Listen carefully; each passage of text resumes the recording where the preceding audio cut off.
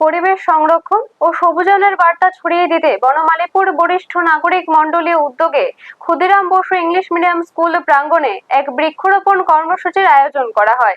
একটি গাছ একটি ভবিষ্যৎ এই মূল প্রতিপাদ্যকে সামনে রেখে আয়োজিত এই কর্মসূচিতে বিভিন্ন প্রজাতির ফলজ, বনজ ও ঔষধি গাছের চারা রোপণ করা হয়। অনুষ্ঠানের প্রধান অতিথি হিসেবে উপস্থিত ছিলেন রামকৃষ্ণ মিশনের ধলেশ্বর শাখার সম্পাদক স্বামী অমর্তানন্দ মহারাজ। এছাড়া উপস্থিত ছিলেন বনমালীপুর বরিষ্ঠ নাগরিক মণ্ডলের সদস্যবৃন্দ, বিদ্যালয়ের শিক্ষক শিক্ষিকা, স্থানীয় বিশিষ্ট ব্যক্তিবর্গ এবং পরিবেশ প্রেমী মানুষ। অনুষ্ঠানে বক্তারা পরিবেশ রক্ষা, জলবায়ু পরিবর্তনের প্রভাব মোকাবিলা এবং আগামী প্রজন্মের জন্য একটি সবুজ ও বাসযোগ্য পৃথিবী গড়ে তুলতে বৃক্ষরোপণের গুরুত্ব তুলে ধরেন।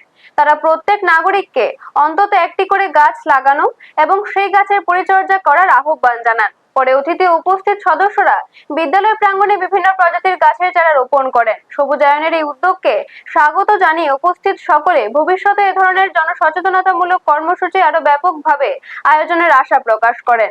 ব্যুরো রিপোর্ট, নিউজ তৎকাল 24।